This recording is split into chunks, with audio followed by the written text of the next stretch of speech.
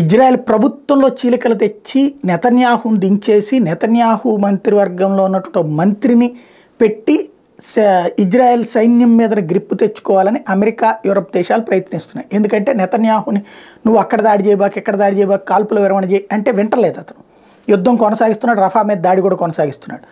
దీంతో ఒక మంత్రిని తమ దేశాలకు పిలిపించుకుంటే ఇప్పుడు రష్యా తీవ్రంగా స్పందించింది. Israeli war cabinet minister Benny Gantz faced an arrest threat from Prime Minister Netanyahu amid his overseas visit to Britain.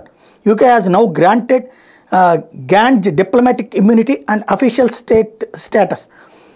Britain was shocked after it had a rude exchange with Israel during helping Gantz get his immunity. ఇది చివరికి అతను బ్రిటన్కి కూడా అమెరికాకి వచ్చినటువంటి గాంజ్ బ్రిటన్కి వెళ్తుంటే వెళ్ళొద్దని చెప్పింది. వెళ్తున్నందుకు గాను అతను మా దేశంలో నేరస్తుడు, అతను మాకు అప్పగించమని చెప్పి ఇజ్రాయెల్ అడిగింది. ఒక్కసారి షాక్ అయింది బ్రిటన్. ఇప్పుడు ఆ దేశపు చట్టాల ప్రకారం అతనికి ఇమ్యూనిటీ ఇస్తున్నట్టుగా అంటే అతన్ని అరెస్ట్ చేయట్లేదు అని ప్రకటించింది. బట్ నెతన్యాహు ఇంతగా మొండిగా తన మంత్రివర్గంలోని మంత్రినే ఏకంగా నేరస్తుడిగా అరెస్ట్ చేయడానికి ప్రిపేర్ అవుతాడని తెలిసేటప్పటికి బిత్తరపోవడం అన్నది బ్రిటన్ వంతు అవుతోంది.